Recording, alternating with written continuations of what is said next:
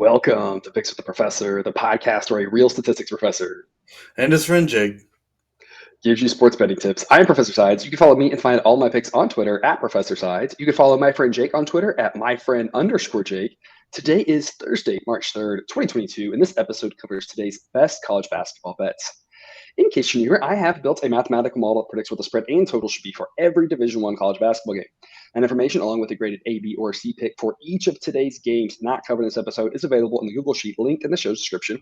A picks are the ones I love, B picks are the ones I like, and C picks are the leans. However, please remember that good and bad variance will occur. So as much as I'd like to say the model will be profitable each and every day, that is an impossible reality for any gambler. Jake, I think that last statement just kind of summarizes yesterday for us, for the model, for us on our picks here. I don't think we've had a day this bad in a while. Every once in a while you just take one of the teeth. There's nothing you do about it. And yesterday, I think you and I both just took one of the teeth. Yeah, that was rough. I'm only human. Went 1-7, so that's I really got to apologize for those terrible picks on them because man, that was bad. I did really bad, and I'm very sorry. Yeah, yep, I hear you. And I think that for me, personally, the frustrating thing is there were some bad luck losses that are really frustrating that wouldn't have changed the overall badness of the day. It just adds the insult to injury. You had two clear unders, that one of them in the Auburn game that we talked about on this podcast, and then a separate one just that I had a normal pick on. Clear unders, not even close. Go to overtime and go over, and you have the things like that happen, and you're like, it was already a bad day. I didn't need extra bad luck, right? I needed some of the good luck to make it less bad. And so, man, it was just yesterday was piled on. But like I say, good and bad variance will occur. We'll occasionally have one that goes the other direction, and we'll celebrate those when they happen. So hopefully, we get more of that here to finish out the week. Yeah, the perfect summary was that Presbyterian Campbell game where we're split. Yeah, yeah, I had plus 2.5. You had minus 3.5, and Campbell wins by 3. So we yeah, both lose. yeah. That's just how yesterday went. That exactly. Before we get to today's slate reminder, please hit that like button if you're on YouTube. Subscribe or follow if you aren't yet. It's the only way to ensure you don't miss any content. Share with a friend if you know others in the game. Drop a comment on Twitter or YouTube. We love those and try to respond to as many as we can. Tonight, we're going to start off with Michigan State, Ohio State, 7 p.m. Eastern, 6 p.m. Central. Ohio State is a 5.5-point favorite with a total of 138.5. I'm going to start us off hot here. I'm going to go with another double-double. I'm going to give you two picks here. I really like both of these. I've got, first off, Michigan State plus 5.5 as an A pick. I've got them as an A pick at plus 5.5 because at the one book that I'm using, again, not for my official picks, not shopping around. I encourage you to shop around. You can drastically improve how things go by doing that. But I don't want to just shop around myself and show profits via that because not everybody can shop around at 5-10 books, something like that. So just at the one book we have, it's plus 5.5 minus 105. That makes it an A pick. Also plus 6 would be an A pick. If not, it's still a B pick. I still like it. I think Michigan State is the right side. I think that's too many points. And I'm also going to play the over 138.5. The model thinks it should be 145. That is quite a discrepancy. As I mentioned yesterday, that giant discrepancy doesn't necessarily mean I would put double or triple my wager size on it or something. I just think there's a solid edge there that I would want to capitalize on. I think with regards to the game, which side to take, we talked about this a lot with the Big Ten. Anytime you get these, 5, 6, 7-point spreads, I think just take points because who knows what's going to happen. The two teams are relatively equal, and just put those points in your back pocket because you never know we're going to need them. They might win outright. If not, it might be close, right? So I think there's just a lot of value there. And then with regards to the total, Ohio State's defense actually slightly below average, according to Ken Palm, which is surprising for a Big Ten team. Michigan State's offense is very good. Ohio State's offense is elite. This total should be much higher than it is. So I'm going to take Michigan State plus 5.5. I'm going to take over 138.5. I'm starting us off hot. Jake, what do you got for us? Yeah, I'm riding Michigan State with you here. I believe that the guard play is the difference in this game. Like Ohio State's lack of guard play, and that really came back to bite them in Nebraska. How they couldn't defend McGowan's, who's a really good player, but they couldn't even get in his way to make him have to try. And if like Liddell had a great game, but nobody else showed up, so that on top of Zed Key being questionable. Michigan State has some very athletic big guys. They're not like real thick and strong big guys. They're just very long, lean, athletic, very quick, and I think that's going to give Hunter Dickinson all sorts of problems because he's not going to be able to outspeed him. He's going to have to outmuscle him, and that's not the strength of his game. Um, or wow, I mean EJ Liddell, not Hunter Dickinson. That's wrong. Wrong big Michigan, guy. yeah, wrong big guy in the Big Ten. There's too many of them. There are. But I think the way Michigan State shoots the ball from three, they're starting to get some really big contributions out of their role players. I think Izzo has them going the right way, and they're on a roll right now. I think they at least cover this, and they have a good chance to go in and get a win. And you mentioned that Nebraska game. I was just trying to look back at when that was. I had forgotten about that until you said that. That was Tuesday. I mean, that was 2 days ago. And I was, you said, I was like, oh yeah. I was like, the last time we both liked Ohio State, and they just laid an egg. And I've talked about this in the past. My numbers are not built to overreact to a situation. So this is not an overreaction of just that one game. It's just adding in that one game and saying there's value here on Michigan State. And I think that's an interesting thought there. If that game had happened on Saturday and now it's Thursday, they've got a lot of time in practice to maybe, get some kinks ironed out or something. Like that was Tuesday. Like what kind of adjustments are you going to make with one day? You're not even going to practice hard. If you play Tuesday, Thursday, you're not doing a real practice on Wednesday, right? You maybe do a walkthrough or something. But especially this time of year where you're right. like you're already locked into the tournament. At least Ohio State is. You've got the Big Ten tournament coming up. A lot of games. Yeah, so you're just trying to get through healthy because I bet unless Zed Key is really good to go, I bet he sits because you don't want to risk it later on. You don't want to make it worse or extend an injury that shouldn't be there in a really meaningless type game. Yeah. Yeah. And they're not the only team. There's a lot of teams we're talking about today who are in this weird boat from some of the COVID cancellations earlier in the year who are now playing 3 games in their final week right before conference tournaments. And that's going to create some interesting storylines here about, who sits, especially if you guys are a little injured. Do they try to get the benches more in it? So a lot of interesting things to watch out for. And this next game is another example of that. TCU is traveling to Kansas. These two teams also just played earlier this week. TCU had a giant win on Tuesday at home, really solidifying them making the tournament. They probably had it solidified after Saturday, but that win on Tuesday for sure does it. Now they get the rematch here 2 nights later. Kansas is a 10.5-point home favorite, total of 143.5. And I'm taking a B pick on Kansas minus 10.5. I didn't take Kansas last game. I took the under, and that won. So it's not like I'm just blindly backing Kansas in these spots here. I didn't think there was value on Kansas on Tuesday. Now, I didn't think they would necessarily lose the way they did, but I just think there was any value with that number. I think there's value with this number here. Kansas tends to run away at home, and that's not built into the model. I don't have an extra thing in there. I'm looking at what the model is now. I'm adding what I've seen, especially as someone who's watched a lot of Big 12 basketball over the years. They tend to just pour it on there, and so I think this is a situation where they get up. You got the revenge spot.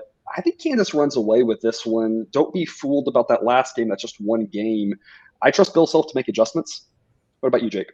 Yeah, I'm the same boat. I think this one gets pretty nasty pretty quick.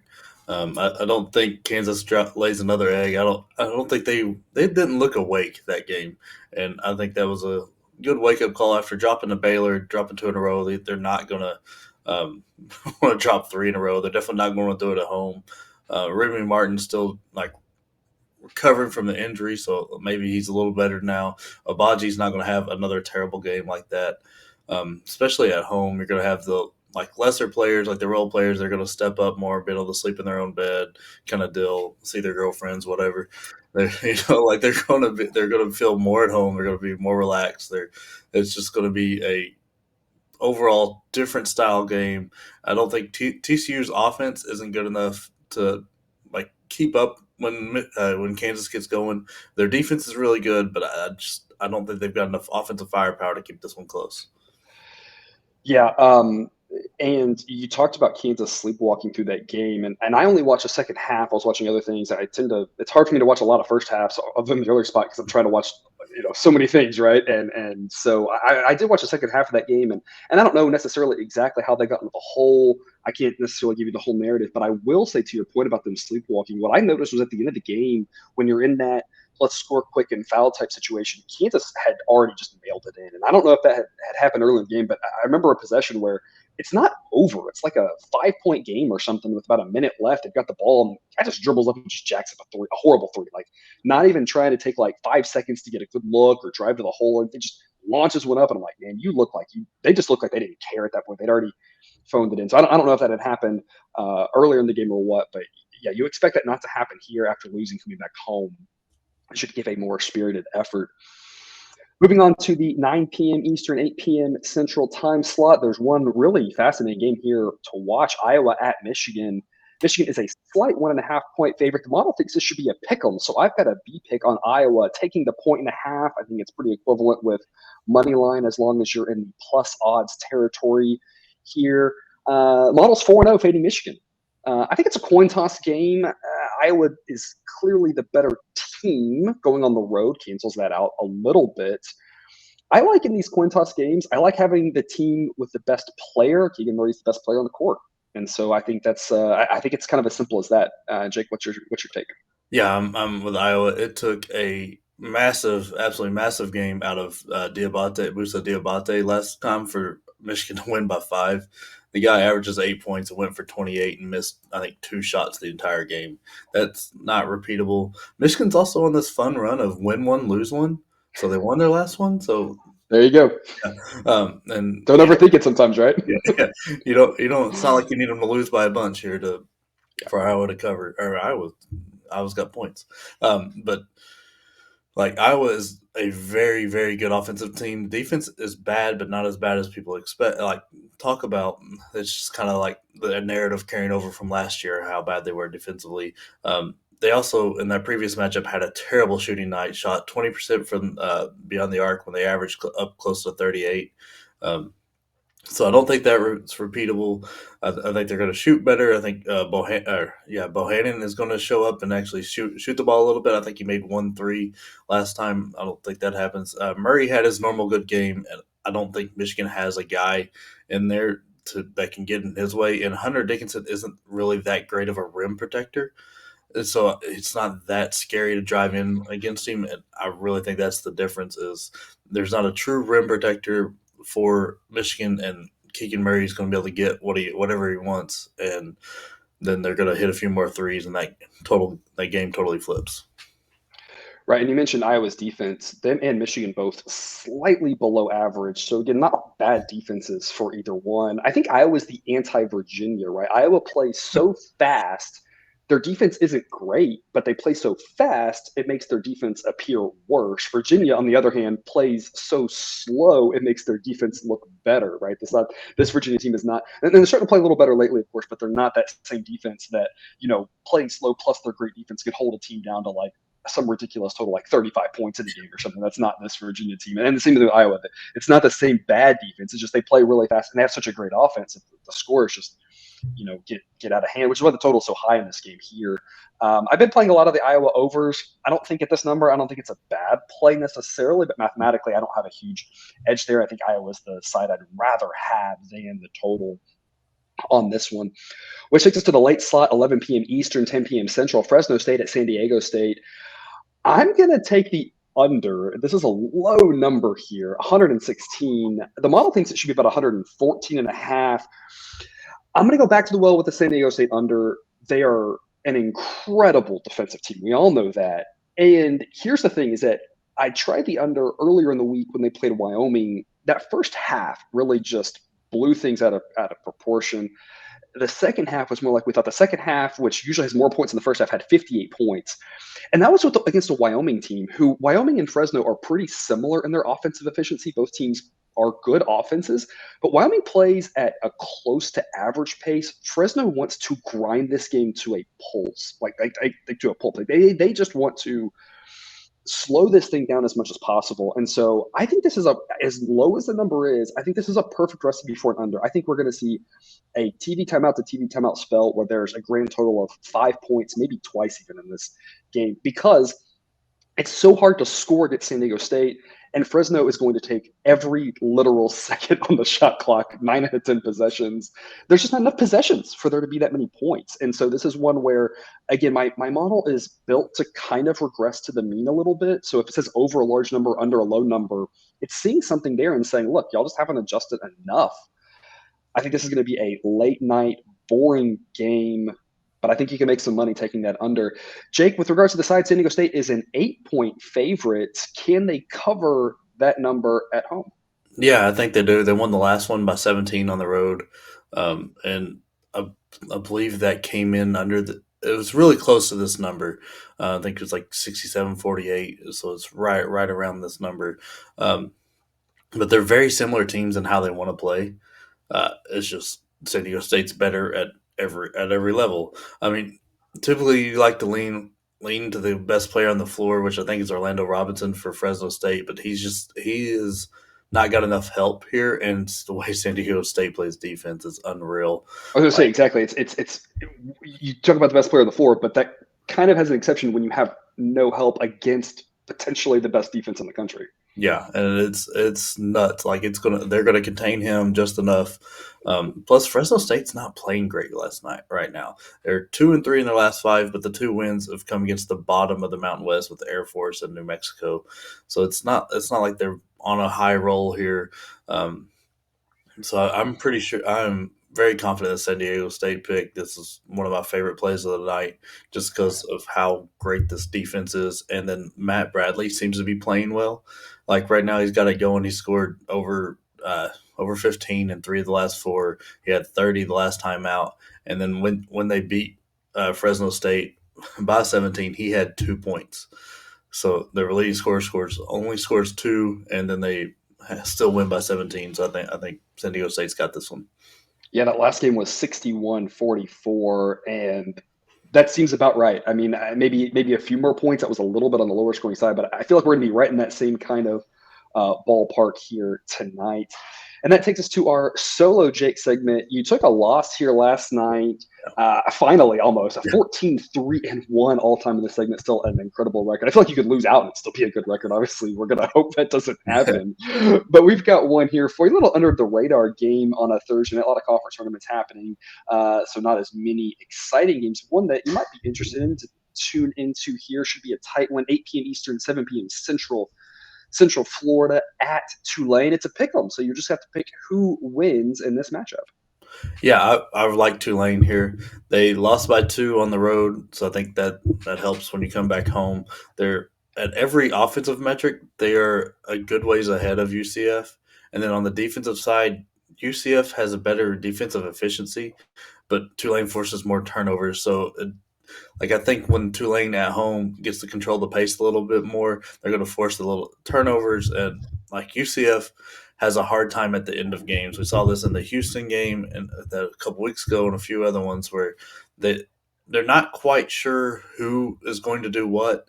It seems like at the end of the game, and then they force something, and that leads to a turnover. We only need that to happen a couple times for Tulane to win this game, and that way we can run to the window. And Tulane is a great 3-point shooting team. They shoot 38% on the year from beyond the arc, and they've been playing. Don't let their record fool you. They started off rough, but coming into conference play, they've been really good. They've been up there. This is a very important game for both teams because this could be the difference between fourth and sixth place, and that's an extra day off and not having to run up against as many good teams because in the conference tournament with a better chance to make it because neither team's getting an at-large bid.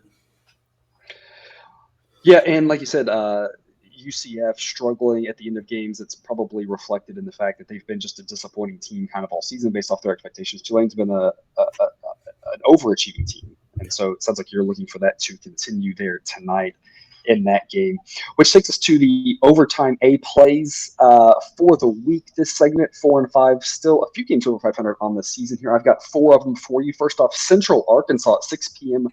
plus 12 at Jacksonville. This one pains me. I have been 8-1 backing Jacksonville, but this is just too many points. I think Jacksonville wins by 10. No need for Central Arkansas to foul when they're down 10 late. Central Arkansas wants to go fast, but Jacksonville will slow down the pace, and that makes it harder for them to cover such a big number. A lot of times when I've done well backing Jacksonville, it's been when they've been favored by 3, when they've been favored by 5, something of that nature like that. But they're going to have to let Central Arkansas control the pace, I think, for this game to get outside this number. And I don't see that happening. I see them slowing it down nice, comfortable, easy win, but 12 is just too many points there. So I'm taking Central Arkansas and all of those points. Also at 6 p.m. Central, I've got Oakland +4 at Wright State.